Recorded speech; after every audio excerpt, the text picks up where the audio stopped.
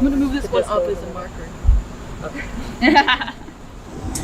And so today, for the 20th anniversary of 9/11, of course, we hold the families of the people who were lost that day, knowing that they are remembering an immeasurable loss in their life. And yet what we also know is that every year there are commemorations where their names are recited, right? We pay them the respect of remembrance. Mm-hmm. We have built multi-million-dollar memorials for them.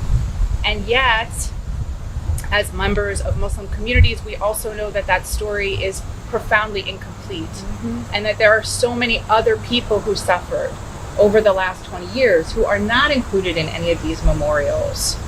So in particular, if we ask ourselves what is worth remembering, if we do want to have more inclusive memorials, right? What do we each bring to this memorial after 20 years?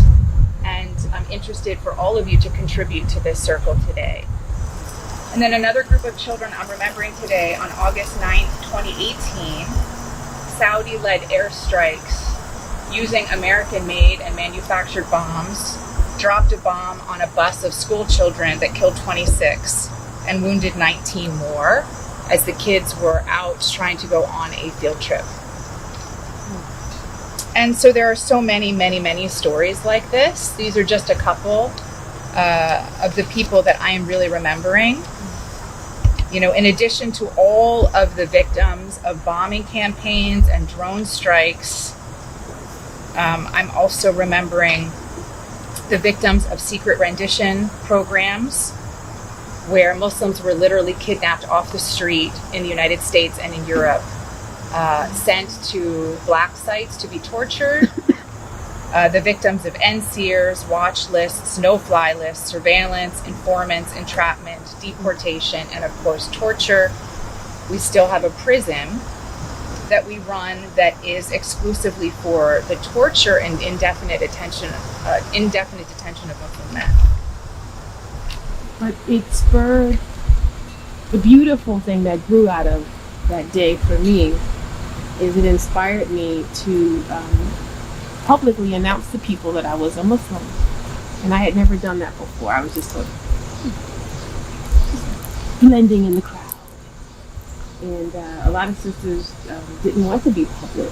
And I respect it, Everyone had to make their own decision about how they wanted to be in the world when it was no longer safe. But I decided to do the opposite. Because I've traveled in so many spaces where I was the only black girl, I was the only Muslim, I was the only. My whole life, I'm the only.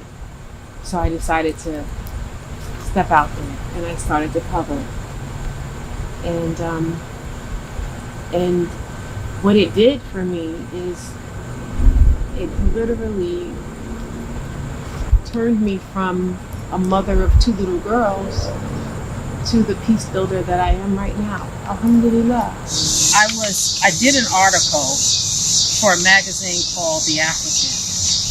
And in that article, I was telling the story of hiding who I was as a Muslim to survive in corporate America. And this was my opportunity for me to actually share what that experience was like and to publicly announce that I am a Muslim. And right before the article came out, 9/11 happened. So I got a lot of pressure for me not to put my name in the article.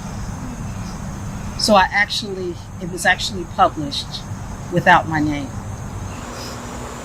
As we left the park last night, my son asked, how much can a hurricane carry? Can it carry a car? Can it carry a tree? Can it throw this park right into the air? Oh, and what about these hills I just rolled down? Would they go off spinning into the sky? He shaded his eyes as he looked down the horizon. What about that ship, Mama? Can a hurricane carry that ship? There is a reason that soul and wind come from the same root. The soul is breath and breath is wind. A gentle breath before the rain, a howling, raging blast. It is breath that stirs the clouds, spreads the sky open to draw out light. It was one breath howling that laid low the entire town of An. Ibrahim. Among his signs are ships in the sea like mountains. If he wills, he can still the wind, and they would stay unmoving on the surface of the water. As you dream of ships etched motionless across the sky, learn when to howl, my son, and when to still the wind. Last week, Sister Alison invited me here. She said that we'll be commemorating 9/11. Okay, I thought, that's easy enough. Just tell me what to apologize for. But she surprised me. She posed a question. What are you memorializing, Maliha? What are you mourning? No one had ever asked me that before, and I was surprised by my own reaction to the question. I'm from New York City, so I was raised in a post-9/11 New York City. And there's a lot of times where I was put in positions where I had to defend my faith when I didn't really know who I even was yet.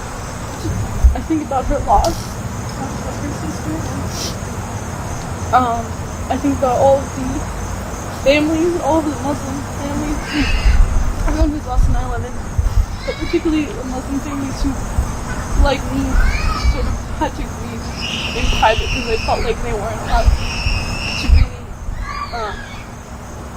express how they were feeling. So they had to grieve quietly and inside, and I feel like it can be really damaging.